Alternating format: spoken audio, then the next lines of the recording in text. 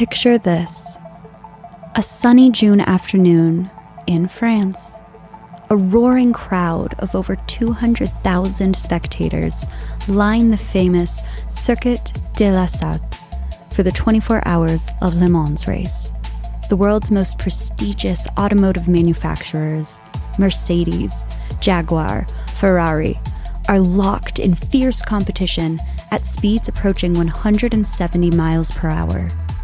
In a split second, a series of maneuvers sends a Mercedes race car airborne. It flies over a small berm, the only protection between the track and the packed grandstands, and disintegrates among the crowd in a shower of deadly debris and flames. In less than 30 seconds, 83 spectators and one driver lose their lives in what remains the deadliest accident in motorsport's history. Yet, in an almost unfathomable decision, the race continues for another 23 hours, even as first responders tend to the dead and dying just yards from the track. Today, we're exploring the catastrophic event that forever changed racing, the 1955 Le Mans disaster. It's a story of technological advancement outpacing safety measures and split-second decisions with devastating consequences. So stow your tray tables, fasten your seatbelts, and prepare for some extreme turbulence, or maybe some extreme braking zones, because this is Final Boarding Call. Hello and welcome to Final Boarding Call. I am your disaster-obsessed host, Alice, and as always, I am joined by my reluctant homebody husband, Zach. Hello, everybody. However, Zach is a little less reluctant today because we are talking race cars. I sure play the part well that I actually enjoy these things. No, you don't. I don't think. No, I don't. No, you don't. Everybody knows I dislike cars so much. It's just also the only thing I love. Oh my gosh. Well, I'm excited. Full transparency. Well, Zach and I both race cars. Zach is a drifter and I do some time trials and time attack style racing. Le Mans is way outside of my area of knowledge. So I learned a lot researching this disaster. And there's some crazy stuff that happens in here. Alrighty. So buckle up, lower your visor, and get ready to hit the throttle. Ooh, I like that. It's a solid intro. All right, Zach, today we are looking back at what remains the deadliest accident in motorsports history. How crazy is that? Well, it is crazy that it is the deadliest accident. I mean, there's a lot of crazy races out there.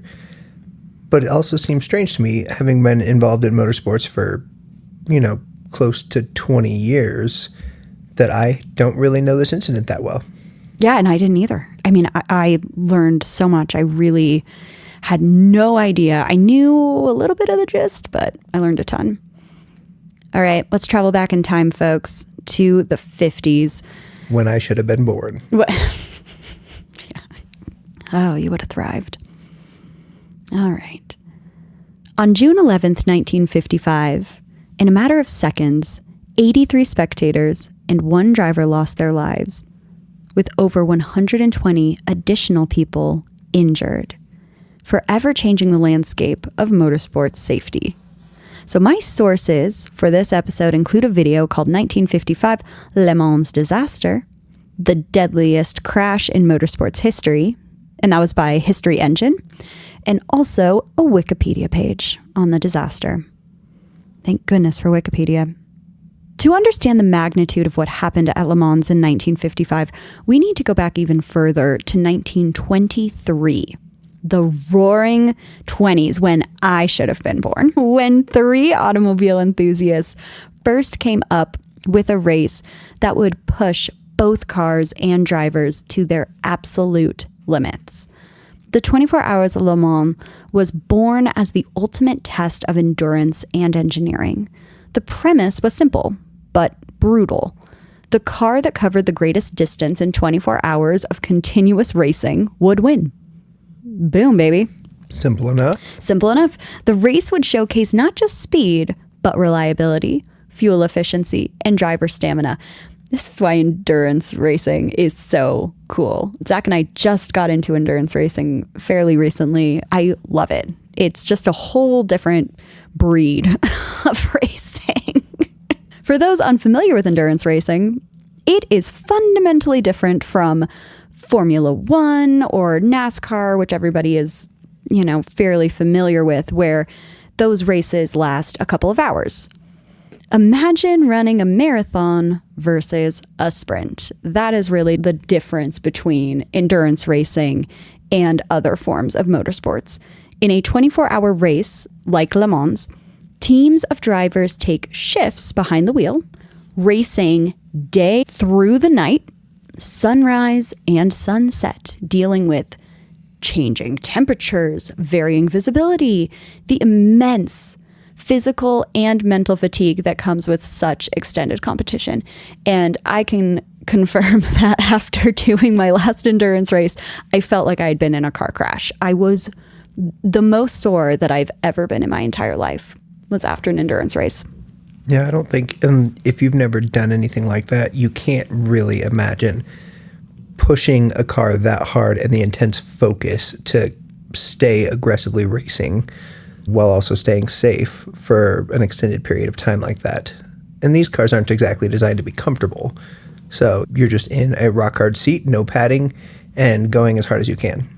Absolutely. Yes. And when you are driving the same track, you're driving the exact same course for hours and hours and hours. And, at some point, that mental fatigue, you start to zone, and it takes a lot of mental awareness to come back to the fact that you are in a freaking race. You're racing a car, and you need to be present. You need to be focused. But doing that for hours is absolutely brutal. We do have another friend that has done a bunch of endurance racing as well, that she told us about how she accidentally built her grocery list while she was racing. Yeah. And was very far off pace for a few laps until she realized, oh, I'm still driving a car. I got to focus. I'm racing a race car right now. By 1955, Le Mans had already established itself as the crown jewel of endurance racing. Winning at Le Mans meant international prestige for manufacturers, and the event had grown from a test of automotive superiority into a full-blown sport with a massive global following. The 1955 running promised to be particularly special. It was really a showdown between the world's premier automotive manufacturers, right? This is Ferrari. They are arriving. They're the reigning champions. They have 5 teams showcasing their 121 LMs, which is an absolutely iconic car. If you have your phone, go ahead and look up 121 LM. You'll be like, oh, yes, I know this car. Maybe you won't. Maybe you will. I will probably not. Oh, my God. They are so cool looking. And then Jaguar brought their specially crafted D-Types, which was designed specifically for the Le Mans circuit. And after a 2-year absence, Mercedes-Benz had returned with their stunning new 300 SLR. Also, like a gorgeous car. Oh my gosh. Zach, look up the 300 SLR real quick. The Mercedes 300 SLR was a technological marvel. It featured an ultralight body made of magnesium alloy called, it's Electron, but it's spelled Elektron. Very futuristic. And an innovative air brake, a panel that could be raised behind the driver to create aerodynamic drag for better stopping power. And nowadays we just use more pistons in the brakes. The car had proven itself earlier that year when Stirling Moss drove it to a record-setting victory in the Mille Miglia, a 1,000-mile race across Italy. Let me explain what an air brake is. So it's like regular brakes use friction to slow a car's wheels. And an air brake is a large panel that pops up from the rear of the car, kind of like opening an umbrella. If you've ever watched drag racing, right? If you have a crazy drag car, it has essentially a parachute that is attached to the back of the car, and it will go off to help slow the car because the car is carrying so much speed. So this is similar in nature to that, but it's not like a full-on parachute. It is like an umbrella. And I am actually going to show Zach a picture of the SLR air brake so that we can get a visual of kind of what this looks like. So Zach, this is what we're looking at. Well, the reason I was asking for clarification is because in truck driving, things like that, there are actually air-operated brakes. This almost looks like you were putting down your convertible top and it got stuck like halfway going down. And now there's just like a strip basically behind your car where instead of going all the way down, your convertible top is just kind of awkwardly stuck up in the air. But the theory is great because you picture 100%. You put your hand out the window when you're going interstate speeds and that drag that you feel against your arm, and you make it, 6 feet wide and 4 feet tall. That's a big surface to help slow down. 100%. Yes.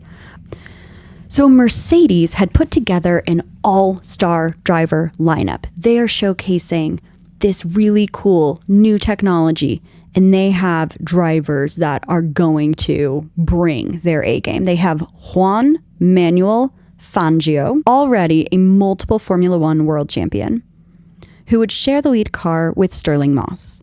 Carl Kling was paired with Andre Simon in another 300 SLR, and Pierre Levesque, a respected French racing veteran, would drive with American John Fitch.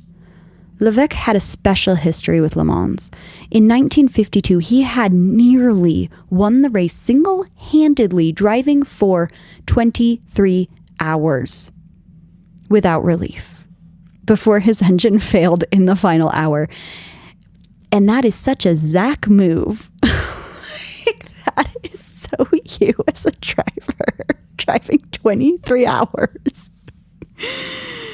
That mechanical failure had handed the victory to Mercedes-Benz. Now, 3 years later, Levesque was driving for the German team, hoping to finally capture the Le Mans crown that had eluded him. But there was another factor that would play a crucial role in what was about to happen. The Le Mans circuit of 1955 was essentially the same one that had been used since the race's inception in 1923.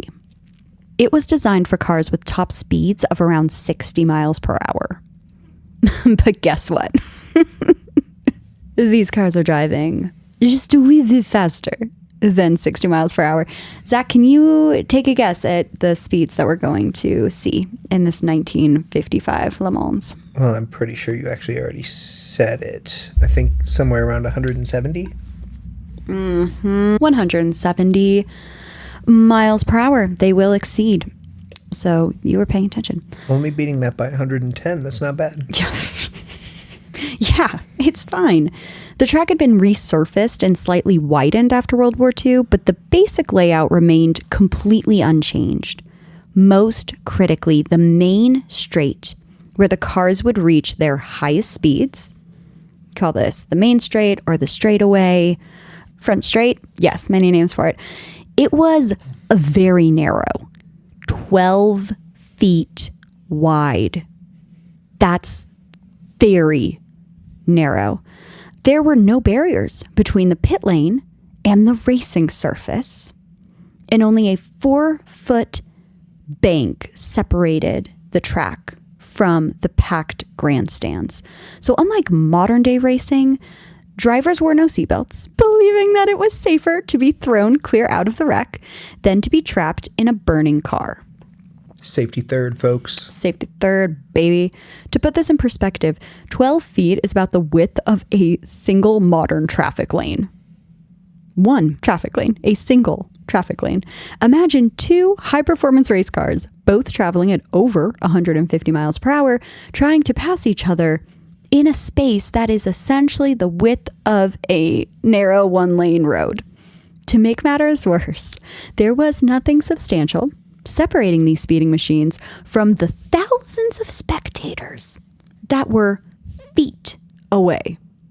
So, as for anybody who has been to a racetrack, for anybody who has driven, having proper runoff areas and barriers are like 101 when you are designing a track. You want to make sure that there's plenty of space for cars to do something. If they have a brake failure, if they lose control, there's going to be tons of space. And spectators are pretty darn far away and usually separated by a giant cement wall between the track and them. And this case is literally why those rules exist. Let's talk about race day. Race day dawned on June 11th, 1955. It was a beautiful sunny Saturday that drew over 200,000 spectators to the circuit. 200,000. That's crazy. At 4 p.m., the race began with the traditional Le Mans start. Drivers sprinting across the track to their waiting cars, jumping in and roaring off. Have you seen video of this? I have, yeah. Okay. They actually run similar starts in a lot of different stuff. Some endurance, motocross, and just really cool stuff. Okay. Well, this start is so fun. It's so cute. You can't beat it. What is that incredible movie? It's Ford versus Ferrari. Okay.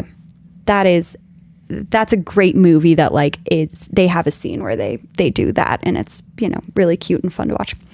For those who haven't seen it, the Le Mans start, it's unlike anything in modern racing. So all of the cars are lined up along one side of the track. So they aren't even all lined up in a line. They're on one side. And then the drivers are on the other side. The flag is dropped. Drivers run all the way across the track. They jump into their cars. They start their engines. They drive off, all without even putting a seatbelt on. They are in the cars. Many drivers would actually get moving first and then fasten any sort of harnesses or anything like that when they are already fully at speed. This chaotic start method was eventually banned for safety reasons, but in 1955, it was still part of the tradition. Safety third. From the beginning, the battle at the front was fierce. Mike Hawthorne in a Jaguar and Juan Manuel Fangio in a Mercedes, they were trading the lead repeatedly, setting new lap records in the process. That's so fun. I love that energy. The pace was blistering, and the spectators were treated to some of the most exciting racing ever seen at Le Mans. As the race progressed into its second hour, the leaders began approaching their first scheduled pit stops. Hawthorne's Jaguar team signaled for him to come in at the end of lap 35. What happened next would unfold in less than 30 seconds, and it would change motorsports forever. The sequence of events that led to the disaster began as Mike Hawthorne's Jaguar approached the main straight, having just completed his 35th lap. He had been locked in a fierce battle with Juan Manuel Fangio's Mercedes, but now his pit crew was signaling for him to make a scheduled stop. Nothing crazy. Very run-of-the-mill for racing. Coming out of the Maison Blanche section onto the main straight, Hawthorne rapidly caught up to Lance Macklin in his slower Austin Healey 100S. Macklin, seeing the much faster Jaguar approaching, moved to the right to let Hawthorne pass. After passing Macklin, Hawthorne suddenly raised his hand to signal that he was pitting, and he moved to the right side of the track. What happened next has been debated for decades, but what's clear is that Hawthorne braked hard to make his pit. And so what we just had was a little bit of this kind of cat and mouse situation, right? So Hawthorne caught up to this driver, Lance Macklin, who is in a slower car. The slower car moved over to the right to let Hawthorne pass, the fast car. And then after passing, Hawthorne is in the wrong lane because he went left to pass a guy who was in the right. The issue is he has to be in the right to exit the track. So now he is in the right lane. The slow car, our buddy Lance Macklin, is behind him. The Jaguar was equipped with disc brakes, a technological advantage that allowed it to stop much more quickly than its competitors. Macklin's Austin Healey, following very close behind, had less effective drum brakes. Caught by surprise at Hawthorne's sudden slowing, Macklin had to brake hard and swerve to avoid rear-ending the Jaguar. Zach, will you explain to the people very briefly the difference between a disc brake and a drum brake? Well, a disc brake is what's going to be found on any of your modern cars these days. It is a circular rotor that runs as with rotation as the wheel in between a brake caliper that will, especially in racing systems, usually have at least 4 pistons that push out and apply pressure onto the disc to create the friction to slow down. While on a drum brake, you actually have 1 piston in the center of it that just expands out, and it basically tries to inside clamp the rotating drum. So it's impossible to apply as much friction and get it to stop as effectively. Yes, and how would speed impact these if they get hot? So disc brakes are vented to where they can actually absorb some air into them and cool off faster, making them more effective over the long term, while drum brakes are almost sealed in place to where whatever heat that metal takes in, it's going to stay there until it has a chance to just naturally cool over time. Absolutely. And that's spot on. So our slower car, which is Macklin, who had the drum brakes, they were hot. And the Jaguar was able to brake better anyway, but to have a hot drum brake is not ideal. So he swerved, and the sudden maneuver sent Macklin's car veering left toward the center of the track. The timing could not have been worse because Pierre Levesque was there. Pierre Levesque's Mercedes 300 SLR was approaching at over 150 miles per hour, with Fangio's Mercedes close behind him.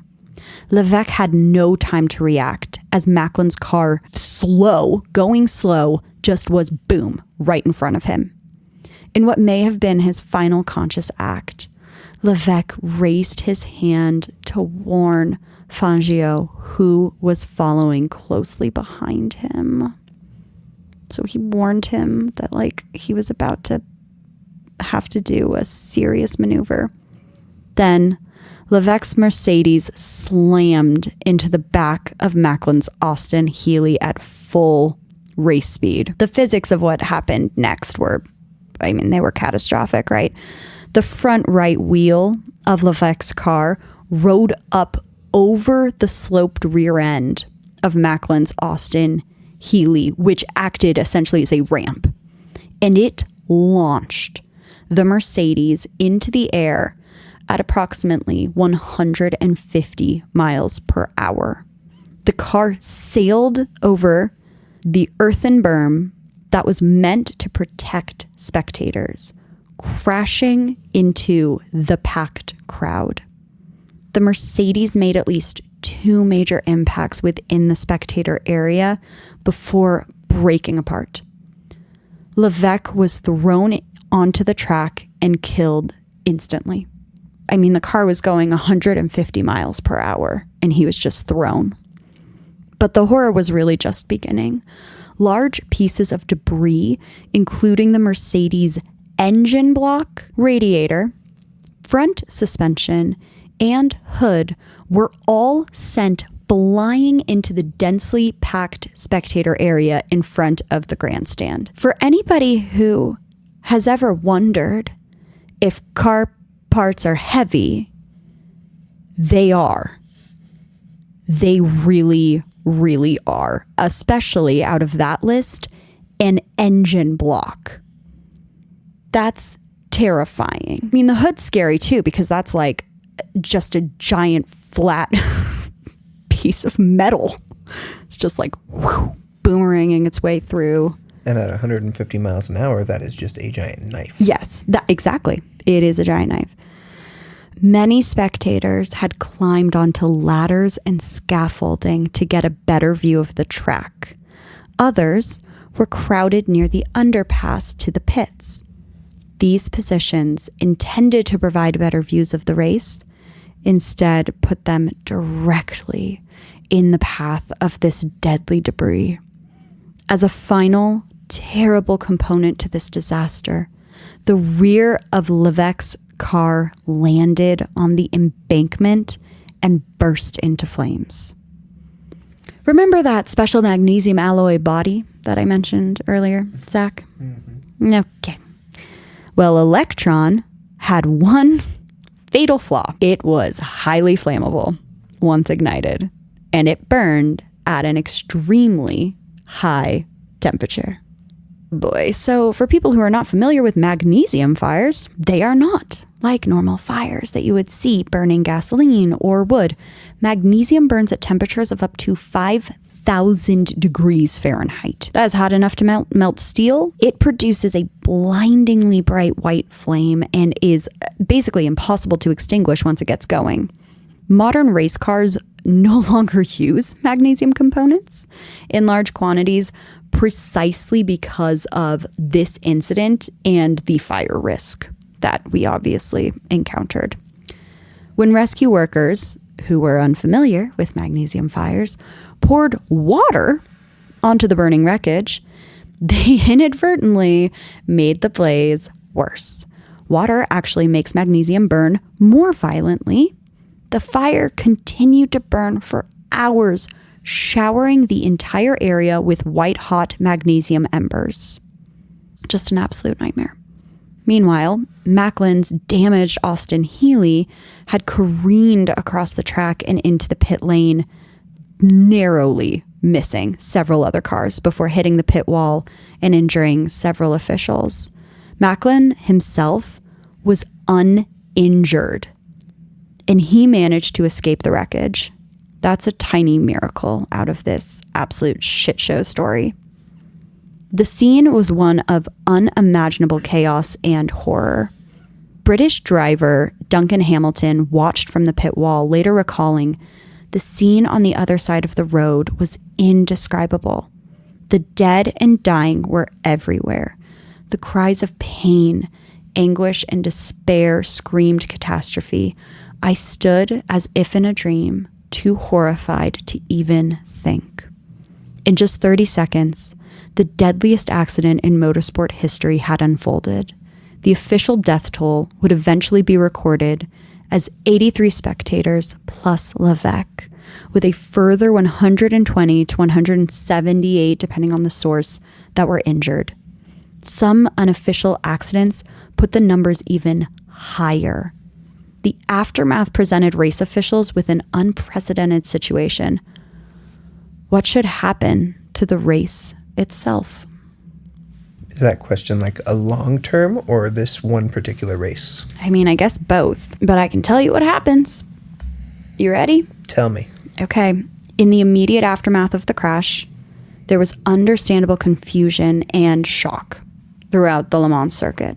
Hawthorne, who had completed his pit stop, was completely distraught. According to witnesses, he staggered from his car, convinced that he had caused the catastrophe. That's a rough pill to swallow there. His teammate had to take over the car, as Hawthorne was in no condition to continue driving.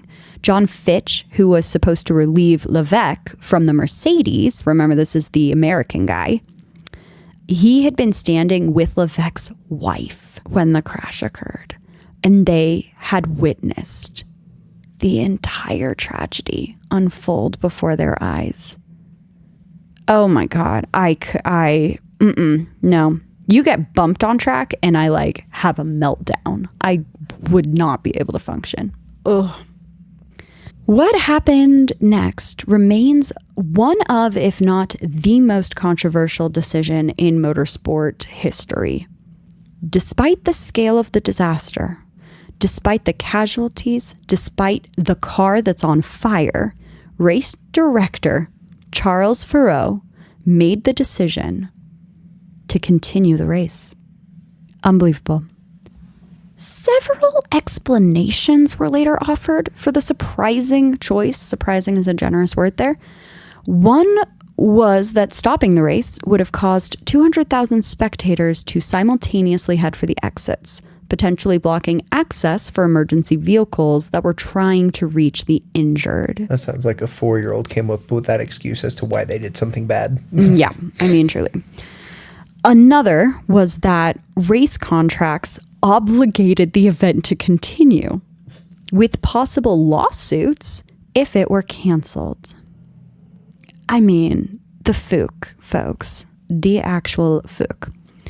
Farreau himself would later claim that the rough law of sport dictates that the race shall go on. And he cited the 1952 Farnborough air show crash as a precedent, which I think we're actually going to cover that. So I'm not going to go too far into that because I do want to do that case. Let's keep going.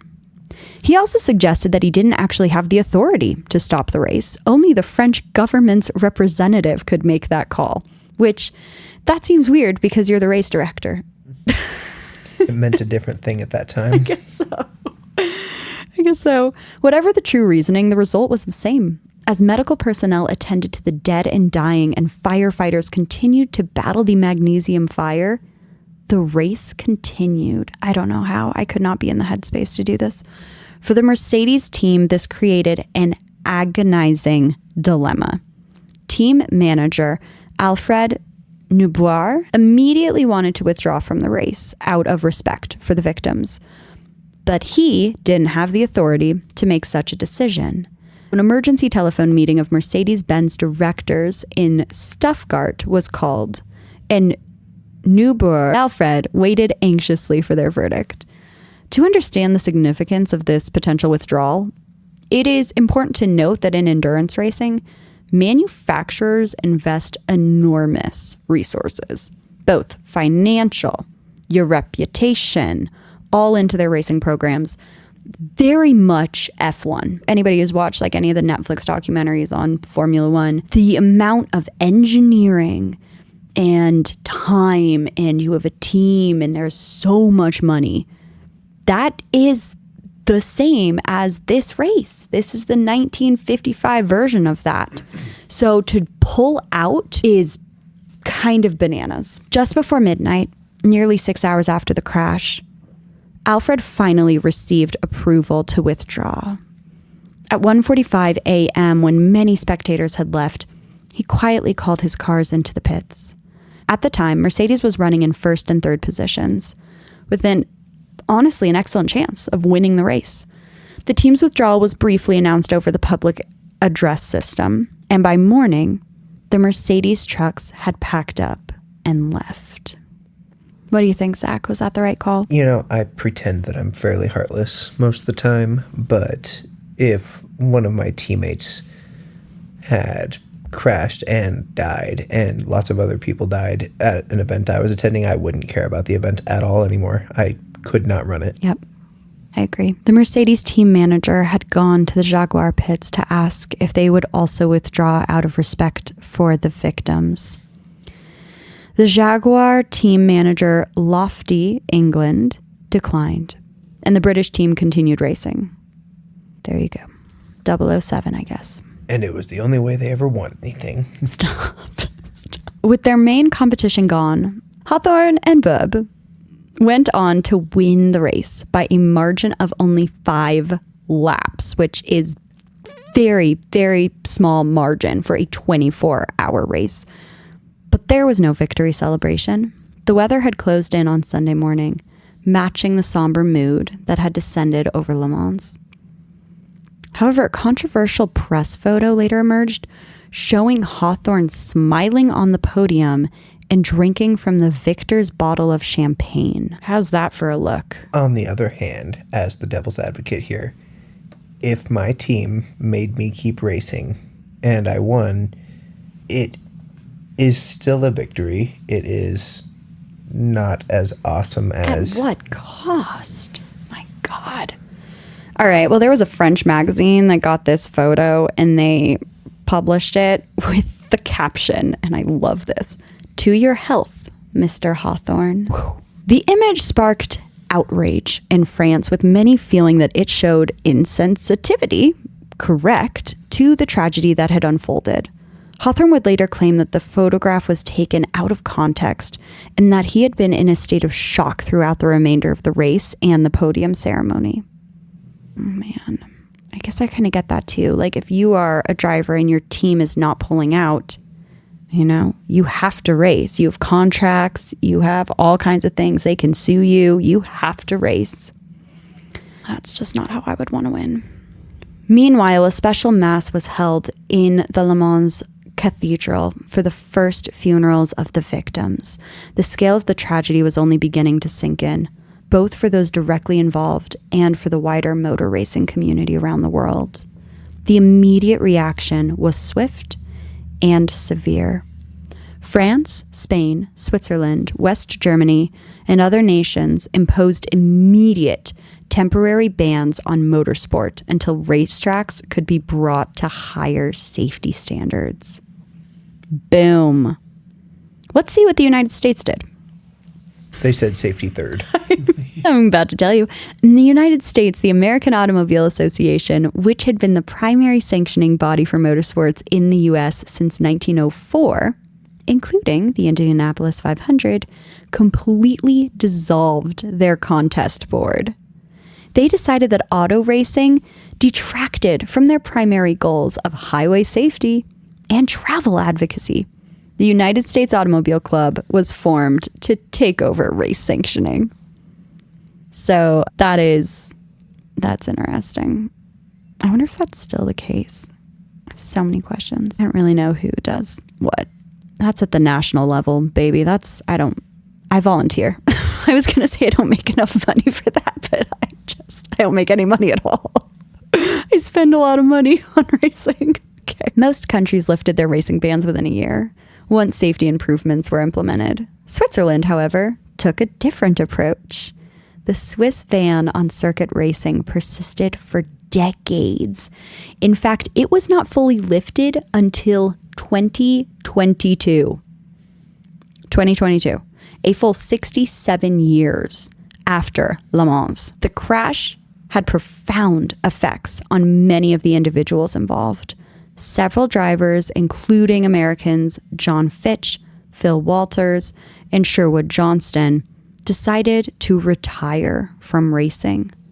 Lance Macklin also retired after being involved in another fatal crash later that same year. Juan Manuel Fangio, already one of the greatest drivers in history, never raced at Le Mans again. And for Hawthorne, the events of that day cast a shadow over the remainder of his career. Despite his continued success in Formula One, where he would become world champion in 1958. Who's to blame? In the days, weeks, and months following the disaster, there was intense speculation and finger-pointing about who was to blame for this catastrophe. Much of it was directed at Mike Hawthorne, with claims that he had suddenly cut in front of Macklin and slammed on the brakes near the entrance to the pits, forcing Macklin to take evasive action into Levesque's path. This became the semi-official position of the Mercedes team and Macklin's own account of the events. So, as somebody who leads a lot of drivers' meetings and does a lot of driver coaching and instructing, one of the first things that I tell a new driver is that the safest thing you can be on track is predictable. Predictability is key. And in my opinion, from the brief amount of research that I did on this, I mean, there's like a lot of stuff out there. It seems to me like the large cause of this is that somebody was unpredictable on track, and that is dangerous. The Jaguar team in turn questioned the fitness and competence of both Macklin and Levesque as drivers. That's a real bold approach. The media accounts in the immediate aftermath were widely inaccurate, and it wasn't until years later, when photographic evidence was properly analyzed, that a clearer picture emerged. The media also speculated about the unusually violent fire that had engulfed the Mercedes wreck, particularly how it had intensified when fire marshals poured water on it. Some suggested that Mercedes-Benz had tampered with the fuel supply, adding an explosive additive for better performance. That's more than water wetter. Or any of the cool new fuel additives you can do that make your car smell like cotton candy when they run. Cotton candy. It's worth noting that in the 1950s, fuel regulations in racing were much less strict than they are today. Modern race fuels, they're carefully controlled and regulated with specific formulations allowed for each racing category. Back then, it was kind of a free-for-all. You could mix your own fuel, you could run whatever you wanted, you could do some additives to boost performance. All of it was totally fine. This accusation deeply concerned Mercedes team manager Alfred, who convinced French authorities to test residual fuel left in the wreck's fuel injection system. The results vindicated the company. There was nothing weird with the fuel. Fuel was fine. It was purely the magnesium alloy construction of the chassis that led to a crazy fire incident. So opinions really differed widely among other drivers as to who was to blame for the crash. Was it the fact that a car suddenly slammed on its brakes? Perhaps. Was it the fact that there was a car on track that couldn't brake very well? Perhaps. There were a lot of factors that played into this. And of course, both Jaguar and Mercedes-Benz issued official statements, mainly defending themselves and their drivers. The situation became even more contentious in 1958 when Hawthorne published his autobiography, Challenge Me the Race. On reading it, Macklin was furious to discover that Hawthorne now disclaimed all responsibility for the crash without specifically identifying who had caused it. With Levesque dead, Macklin felt Hawthorne was implying that he, Macklin, was to blame, and he actually began a libel lawsuit. The legal dispute was never resolved. In 1959, Mike Hawthorne was killed in a road accident on a street in England. In a tragic coincidence, he died while overtaking a Mercedes-Benz in his Jaguar. That's crazy. The official government inquiry into the Le Mans disaster called officials, drivers, and team personnel to be questioned and give evidence. The wreckage was examined and tested, and finally returned to Mercedes-Benz nearly 12 months after the catastrophe. In the end, the inquiry ruled that no specific driver was responsible for the crash, concluding that it was simply a terrible racing incident. The death of the spectators was blamed on inadequate safety standards for the track design, which, yes. This verdict highlighted a critical aspect of the disaster. It wasn't just about driver error or mechanical failure. It was a systemic failure of safety protocols and infrastructure. The track design was outdated for the kinds of speeds that these cars were capable of. The spectator areas were completely inadequately protected. Emergency procedures were insufficient, to say the least. In many ways, the Le Mans disaster was what safety experts today would call a system accident, a catastrophe that occurs when multiple failures align in precisely the wrong way at the wrong time. Do you remember the Swiss cheese theory? Mm-hmm. Yep, This is a lot like the Swiss cheese theory. Over the year following the disaster, the organization that runs the Le Mans race implemented extensive track improvements and infrastructure changes. So the pit straight was redesigned and widened, removed the kink just before the start-finish line, and to provide room for a deceleration lane, which makes sense. So for our not driver people, think of the deceleration lane as an exit ramp. So it is an additional area where you can get over, and then you are able to apply the brakes, you're able to slow down before you go into pit lane. The pits are where you get gas and you change your tires and you check your oil and like all of that stuff. That happens in pit lane. So adding that is critical based on what we saw from this disaster. The pits complex was demolished and then it was rebuilt, giving more space to the team. Though this reduced the maximum number of entries from 60 to 50 because each one gets more space. The grandstand was also demolished and rebuilt with a new spectator terraces and a wide ditch between them and the racetrack. So beyond physical changes, the Le Mans disaster marked a turning point in how motorsport approaches safety.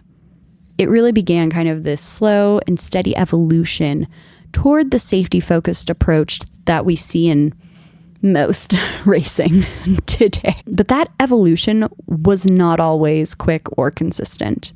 It would take another decade and the advocacy of drivers like Jackie Stewart in the late 1960s for truly comprehensive safety measures to take hold. And there were some other pretty major deaths during that time that really enforced the Le Mans accident safety protocol. John Fitch, who was supposed to relieve Levesque in the ill-fated Mercedes, became a major safety advocate following the disaster. He actually began developing safer road cars and racing circuits, which is really cool.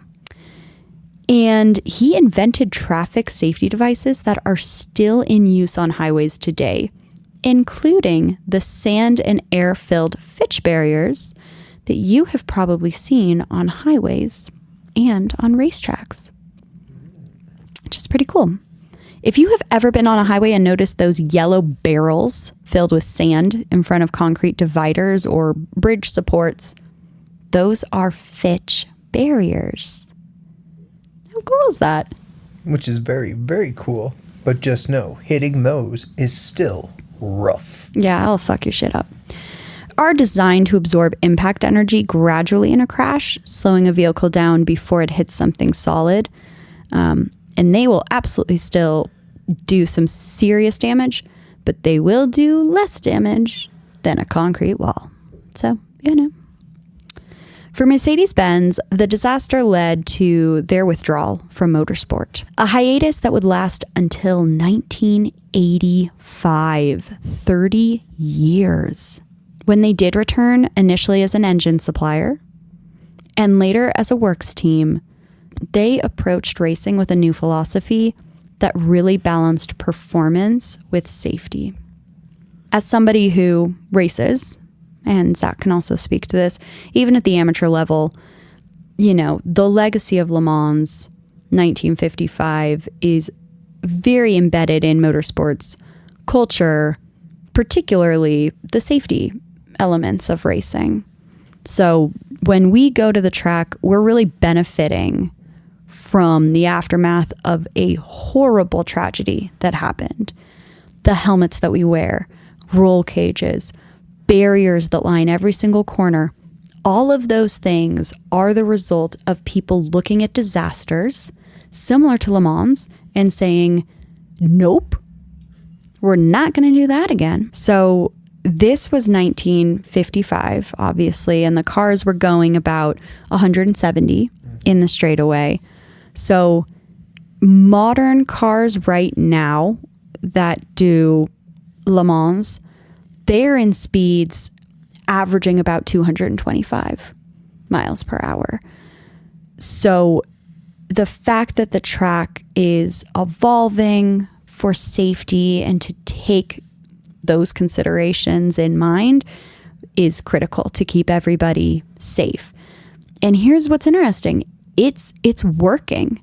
The most recent fatal accident at Le Mans was in 2013. So at the time of this recording, we are over a decade with no fatal accident at Le Mans.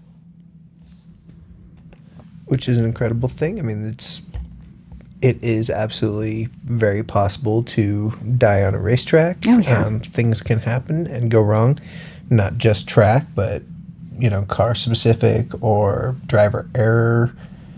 And having none in over a decade is inarguably one of the hardest races in the world, because you get too exhausted. You're burnt out, you can't focus, and that's when mistakes happen.